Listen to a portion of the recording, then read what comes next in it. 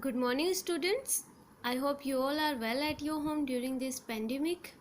So, today we are going to start our first chapter of class 8th from this book English. Let's open it. So, students, this is our first chapter and its name is The Best Christmas Present in the World. जैसे कि ये title हमें suggest कर रहा है एक बहुत ही precious gift के बारे में, तो मैं आपको इसके पीछे की स्टोरी बता दूं कि राइटर ने ये टाइटल क्यों अपनी स्टोरी के लिए चूज़ किया है। बेसिकली इन शॉर्ट, क्योंकि हमारे पास इतना टाइम नहीं है, तो मैं आपको क्विकली इसकी थोड़ी सी समरी बता देती हूँ। ये जो स्टोरी है ये है जिम और कोनी की स्टोरी है, ठीक है। जिम जो कि कोनी का हस्बैंड होता है, जब वो वर्ल्ड वॉर में चला जाता है, वर्ल्ड वॉर में फ़ाइट करने के लिए चला जाता है, तो जिम ने एक लेटर लिखा था कोनी के लिए, ठीक है। और वो लेटर कोनी को ना मिलके वो लेटर मिला हमारे राइटर को जिसने ये चैप्टर लिखा है, ठीक है। और वो सेम लेटर आगे हम हमारे चैप्टर में रीड करेंगे। हमारी जो स्टोरी है वो उसी के ऊपर बेस्ड है। तो जब ये लेटर राइटर कोनी के पास लेके जाता है, तो कोनी बहुत ज़्यादा ओल्ड हो चुकी होती है जब ये लेटर उसे मिलता है। मोर देन 100 ईयर्स कंप्लीट कर लिए होते हैं कोनी ने। तो जब ये लेटर कोनी को मिलता है, उस दिन क्रिसमस था और उस टाइम कोनी कहती है कि the best Christmas present in the world.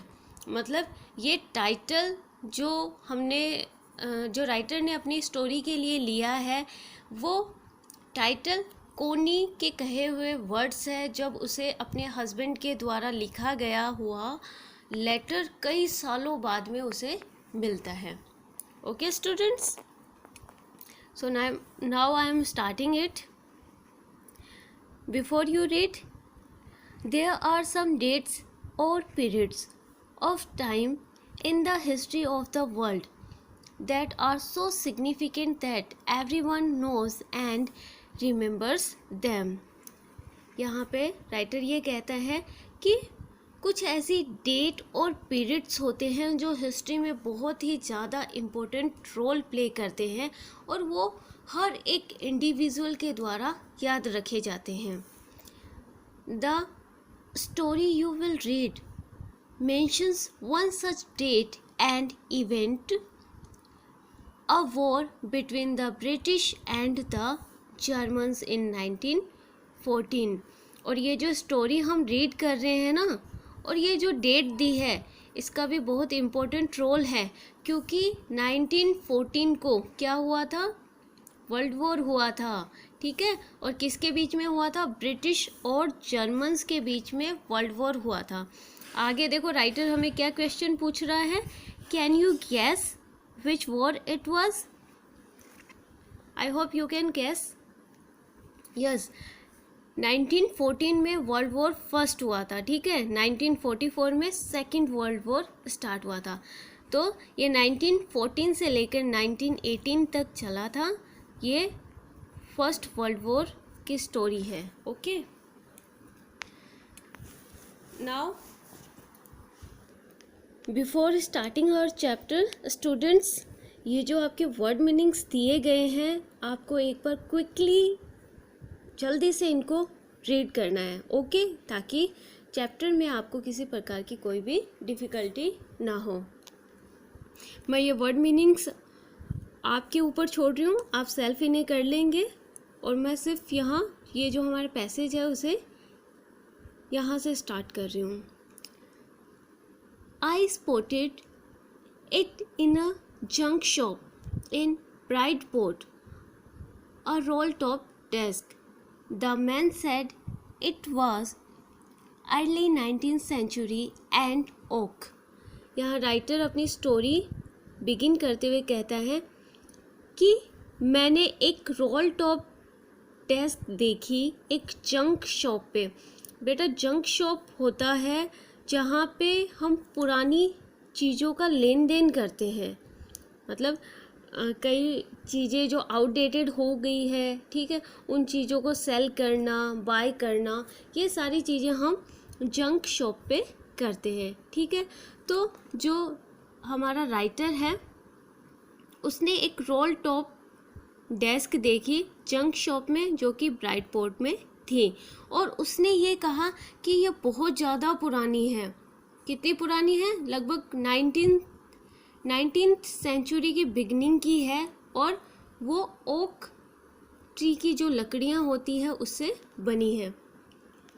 I had wanted one but they were far too expensive. मुझे एक लेनी थी, ठीक है, मुझे एक चाहिए थी, लेकिन वो सारी ही बहुत ज़्यादा एक्सपेंसिव थी। This one was in a bad condition. और ये जो उस जंक शॉप में थी ये तो बहुत ही बुरी कंडीशन में थी। The role top in several pieces. जो उसका ऊपर का रोल टॉप था वो कई टुकड़ों में टूटा हुआ था। One leg clumsily mended. और उसकी एक टांग बहुत ही बुरे तरीके से रिपेयर की हुई थी।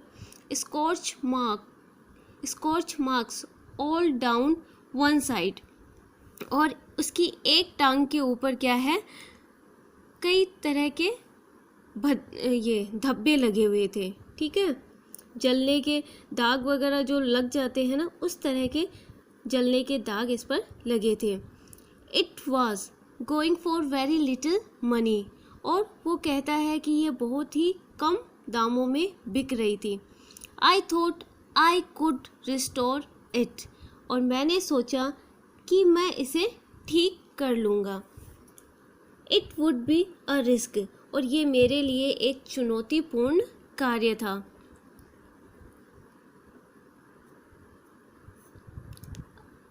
It would be a risk, a challenge, but I had to have it. यहाँ ये कहता है कि ये मेरे लिए एक चुनौती भरा कार्य था, लेकिन मुझे ये करना ही था, क्योंकि उसके पास कोई ऑप्शन नहीं था। जो उसने पहले जो डेस्क ट्राई की थी वो बहुत ज़्यादा एक्सपेंसिव थी, तो उसके पास एक ही ऑप्शन था कि इसको लेकर वो इसे रिपेयर कर ले।